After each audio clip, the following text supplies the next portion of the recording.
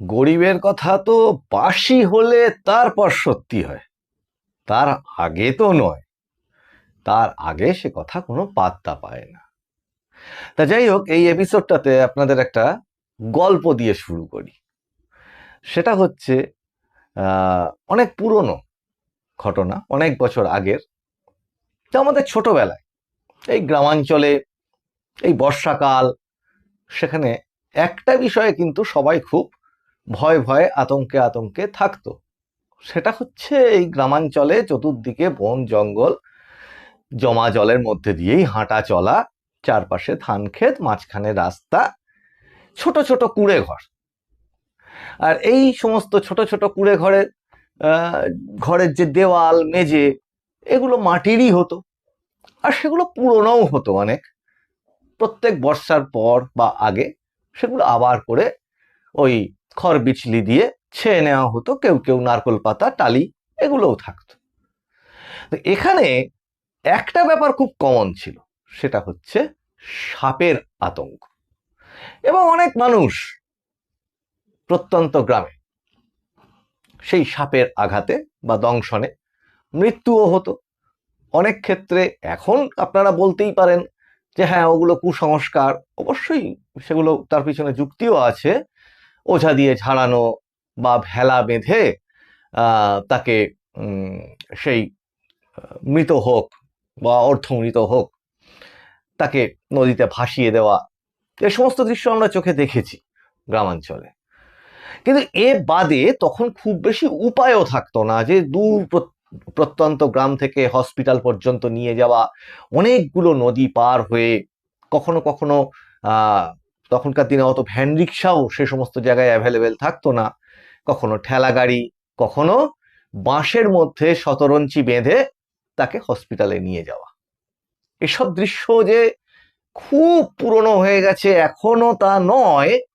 প্রত্যন্ত জায়গায় এখনো অনেক ক্ষেত্রে এগুলো দেখা যায়। কিন্তু যাই হোক, যে কথাটা বলতে চাইছিলাম, এখন সেই বর্ষা আসবে আসবে এরকম একটা সময়, বা অল্প অল্প বর্ষা এসেছে সেরকম সময়, এরকম দৃশ্য হয়তো বর্ষিয়ান মানুষজন যারা আছেন তাদের চোখেও অনেক পড়েছে।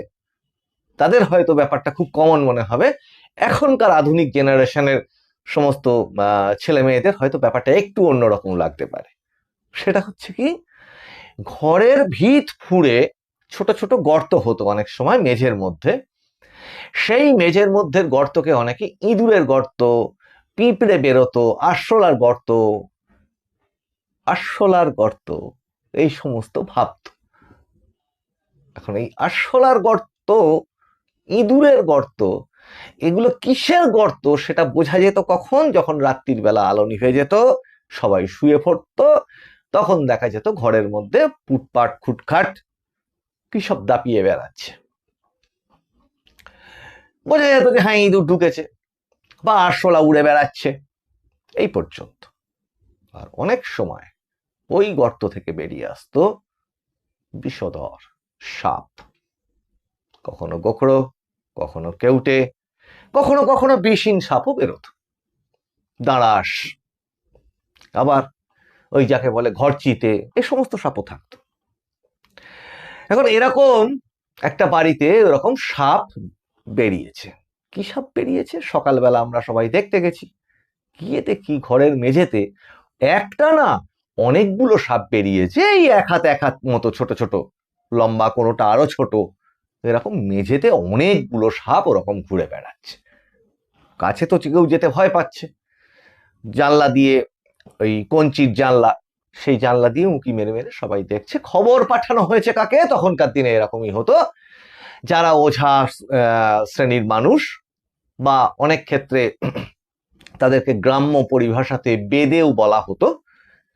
এখন তাদের মধ্যে কাউকে হয়তো খবর পাঠানো হয়েছে, তাদের দল আসবে, এসে সেই সাপ সমস্ত পরিষ্কার করে ধরে নিয়ে যাবে। তারা আসলো বেলার দিকে, তাদেরকে যত্নার্থী করে মানুষজন কিছু খাবার দাবার দিল, খেয়ে দিয়ে এবার তারা কাজে লাগলো কোথায় সাপ আছে কি বৃত্তান্ত।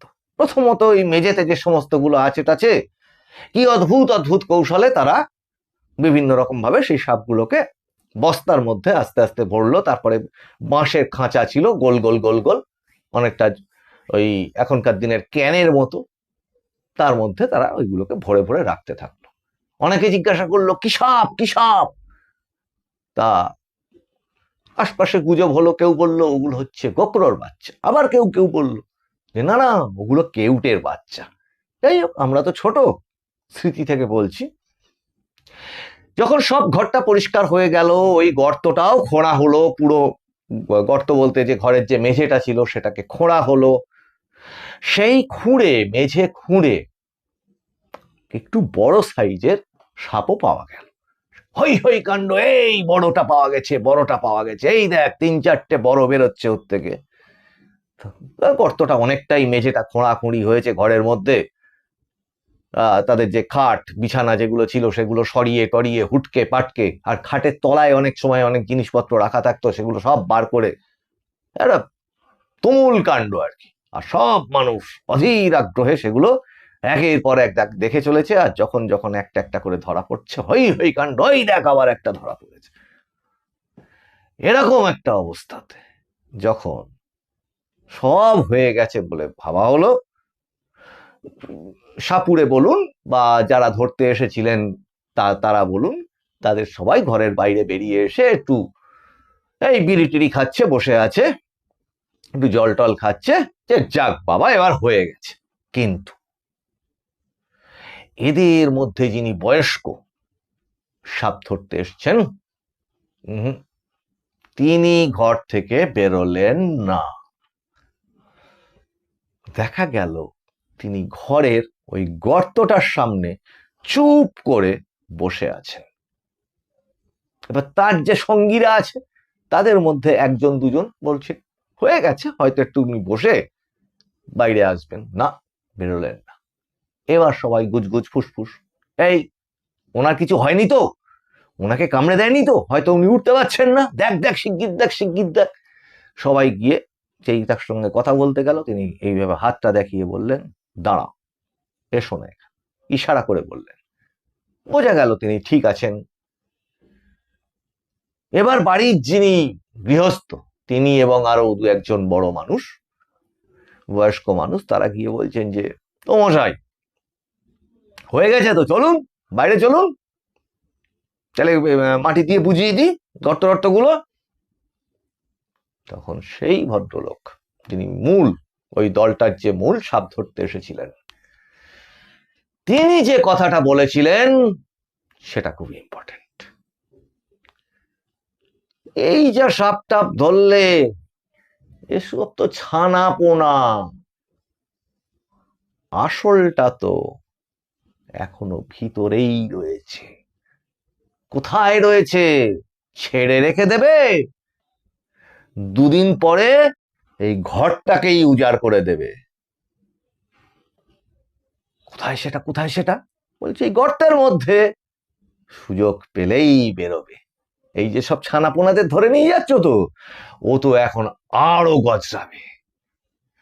ও চুপ করে গর্তের মধ্যে আছে বলে ভেবো না, তোমরা দেখতে পাচ্ছ না, জানো দেখতে পাচ্ছ না, কিন্তু ওতেই কিন্তু সব বাড়িকে উজাড় করে দেবে, পুরো বাড়িটা নিবংশ হয়ে যাবে। সব শেষে গর্ত খুঁড়তে খুঁড়তে খুঁড়তে খুঁড়তে শেষ পর্যন্ত গিয়ে পৌঁছানো গেল যখন, আমার এখনো মনে আছে, অন্তত 7 থেকে 8 হাত তো হবেই। বেরোলো এক, বলতেই পারেন যে সেটা ধরে নিন কেউটে, কিন্তু বেরিয়েছিল ওই মাথায় খরম চিহ্ন দেওয়া এক বিরাট বড় গোকরা। তার কি ভয়ঙ্কর ফসফস আওয়াজ! যাই হোক, সেটাকে ধরা পড়বার পর সেই মানুষটাকে আমার মনে আছে গৃহস্থ প্রণাম করেছিলেন, করে জিজ্ঞাসা করেছিলেন আর নেই তো, আমার বংশের আর কোনো ক্ষতি হবে না তো, এখানে বাড়িতে আর কোনো ক্ষতি হবে না তো? তা উনি বলেছিলেন দেখো, যেটুকু ক্ষমতা ঈশ্বর আমাকে দিয়েছেন আমি তোমাদের চেষ্টা করে গেলাম, কিন্তু কি জানো, ঘরে সাপ এইভাবে পুষে রাখতে নেই। সুধী দর্শকবৃন্দ, নমস্কার। মানুষের ভাষায় আপনাদের সকলকে স্বাগত। আমি প্রবীর রায়চৌধুরী আপনাদের সাথে। গল্প বলতে বলতেই এতটা সময় কেটে গেল। আর এই গল্পটার আসল জায়গাটা যেটা, সেটা আমি অনেক দিন ধরে বলে আসছি। সেটা হচ্ছে, যা ঘটলো গতকাল থেকে সেটা আমি অনেক আগেই বলে রেখেছিলাম। গতকাল প্রাক্তন মুখ্যমন্ত্রী মমতা বন্দ্যোপাধ্যায় হেফাজতে, পুলিশ হেফাজতে এক মৃত পরিবারের সাথে দেখা করতে গেলেন, মৃতের পরিবারের সাথে।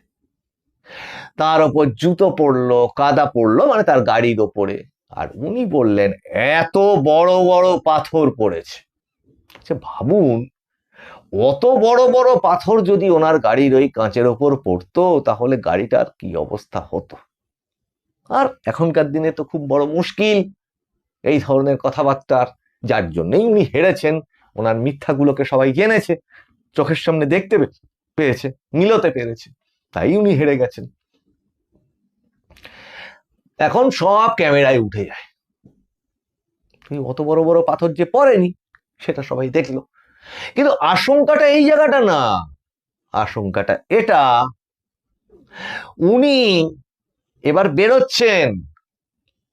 আর একটা জায়গা কিন্তু খুব সত্যি, হয়কে 9 করে দেওয়া আর 9কে 9-6 করে দেওয়াতে যদি ভারতবর্ষের মধ্যে সেরা কেউ হয়ে থাকে, সেটার নামও হচ্ছেন উনি। কোনো তুলনার দরকার নাই। মানুষ ভালোবেসে, সব বুঝে, তিতি বিরক্ত হয়ে, অত্যাচারিত হয়ে, নিষ্পেষিত হয়ে ওনাকে সরিয়ে দিয়েছে। কাজেই অন্ধকার এবং আলোকে আলাদা করে বোঝানোর জন্য ওনাকে বিশেষ পরিসর দেওয়ার তো কোনো প্রয়োজন নেই। দেখি না, বুঝি না সেটা অন্তত। এ বাদে কি মনে হয় যে সাধারণ মানুষজন যেটা বলছে, যে অপরাধের পরিমাণ যদি ধরা হয় সাধারণ চোখে, আইনে তো অনেক কিছুই হয়, আর আইনে এখন যাই কিছু হোক না কেন, এটা নিন্দুকদের, সাহিত্যিকদের পর্যন্ত অতীত থেকে একটা কথা আছে যে আদালত কাদের জন্য? বড় লোকেদের জন্য, এটা নিন্দুকদের কথা। কিন্তু সেই পর্যন্ত গেলে এটাও তো বাস্তব ঘটনা। বহু বড় বড় প্রাক্তন বিচারকদের মধ্যেও এই আলোচনাটা হয় বিচার ব্যবস্থার এই জায়গাটা নিয়ে, যে অনেক মানুষই পয়সার অভাবে উচ্চ আদালত পর্যন্ত ছুটে যেতে পারে না বিচারের জন্য। আর যারা যেতে পারে তাদের অনেক ক্ষেত্রেই ওই আইনের বিভিন্ন রকম ফাঁক ফোকর গলে বিভিন্ন রকম ভাবে রক্ষা কবচ, বিদেশ যাত্রার অনুমতি, এগুলো তারা আদায় করে নিতে পারেন, যেটা সাধারণ মানুষ, যেহেতু পয়সার অভাব, বড় বড় উকিল টুকিল এই সমস্ত ঠিক করতে পারেন না, তারা নাকি পারেন না। এটা সাধারণ মানুষের অনেকেই গুজগুজ ফুসফুস করে এটা বলেন, অনেক সংবাদ মাধ্যমে এটা লেখাও হয়। আমরা বলছি না এগুলো, এগুলো সাধারণ মানুষজন অনেক সময় আলোচনা করে, চায়ের দোকানেও এগুলো বলেন। অনেক ক্ষেত্রে অনেক বিচারপতিদের মানে ইন্টারভিউ দেখেছি, সেখানেও এইগুলো শুনেছি। এখন কি করা যাবে বলুন? মানুষজন বলছেন যে এদের পরিবারের, মানে ওই পরিবারটি পা থেকে মাথা পর্যন্ত যে কজন আছেন, তাদের বিরুদ্ধে নাকি এত এত অভিযোগ আছে, যাতে তাদের ওই জেল হেফাজত বা যাকে বলে কারাগারে নিয়ে গিয়ে বন্দি করা, এটা হতেই পারে, একটা দুটোতেই হতে পারে। কিন্তু আদালতে কি দেখা যায়? আদালতে গিয়ে দেখা যায় যে বিপক্ষের, মানে যে ওনারা যারা যান এদের বিরুদ্ধে অভিযোগ নিয়ে, সরকার পক্ষের আইনজীবী তো আগে আলাদা ছিল, আর এখন আবার আলাদা হয়ে গেছে, এখন তো নতুন সরকার হয়েছে। কিন্তু ব্যাপারটা হচ্ছে এই, যে সেখানে গিয়ে এই অভিযোগগুলো সেই আইনজীবীরা, তারাও প্রথিতযশা আইনজীবী, কারোর নাম ধরুন মিস্টার রাজু, কারোর নাম তুষার মেহতা, মাননীয় তুষার মেহতা, সলিসিটর জেনারেল, এনারাও নিশ্চয়ই খুব প্রথিতযশা। কিন্তু তাহলে সওয়াল জবাবের জায়গাটাতে বা তদন্তকারী এজেন্সি বা এই সমস্ত যে প্রমাণ সংগ্রহ করা, তদন্ত ইত্যাদির পর তাহলে শেষ পর্যন্ত গিয়ে তার মানে ঠোস, মানে যাকে বলে বুনট এভিডেন্স, তার মানে সত্যিই থাকে না, যার জন্যেই এরা পার পেয়ে যায়, যার জন্যেই তারা ফুস করে গলে চলে যায়। এই জায়গাটা ফলবশত খোলা আম এই ধরনের অপরাধীরা ঘুরে বেড়ায়, অনেক ক্ষেত্রেই সহজে জামিন টামিনও পেয়ে যায়। জমানা পাল্টেছে, নতুন সরকার গঠন হয়েছে, আর এটা ঘটনা অশনি সংকেত দেখিয়ে দিয়েছে দিল্লির জান্তার মান্তার, যে এই ককরোচ বলুন, ইঁদুর বলুন, গোকরো কেউটে সাপের বাচ্চা বলুন, এরা চতুর্দিকে কিলবিল করে ছড়িয়ে ছিটিয়ে কিন্তু আছে। আর গর্তের মধ্যে লুকিয়ে থাকলেও সে কিন্তু গোকরোই, সে কিন্তু কেঁচো নয়। কাজেই এই রকম পরিস্থিতিতে ইনি যেটা করলেন, ইনি সেটা আরো আরো করতে যে পারেন, যে ভুল ওনাকে আশকারা দিয়ে, ওনাকে প্রশ্রয় দিয়ে বুদ্ধদেব ভট্টাচার্য সরকার করেছিলেন, আশা করি এই সরকার আর সেটা নিশ্চয়ই করবেন না। ইতিহাস থেকে অবশ্যই তারা সতর্ক আছেন, শিক্ষাও নেবেন। শুধু দর্শকবৃন্দ, এই এপিসোডগুলো যদি আপনাদের ভালো লাগে, আপনারা লাইক, শেয়ার, কমেন্ট করুন, আর সাবস্ক্রাইবটা অবশ্যই একটু করুন, কারণ এই ধরনের চ্যানেল সামনের এপিসোডে আপনাদেরকে দেখাবো যে এই আরশোলাদের মুভমেন্ট নিয়ে একটি করা এপিসোড, সেটাকে ইউটিউব ডিলিট করে দিয়েছে। কাজে আপনাদের সমর্থনটা একটু চাই, নোটিফিকেশনটা অন রাখুন, রাষ্ট্রবাদের সমর্থনের জন্য আপনাদের কাছে আহ্বান থাকলো। আপনাদের সঙ্গে আবার দেখা হবে সামনের এপিসোডে। আপনারা নজর রাখুন মানুষের ভাষার পর্দায়, কারণ মানুষের ভাষা সবার মনের কথা বলে। বন্দে মাতরম, জয় হিন্দ, নমস্কার।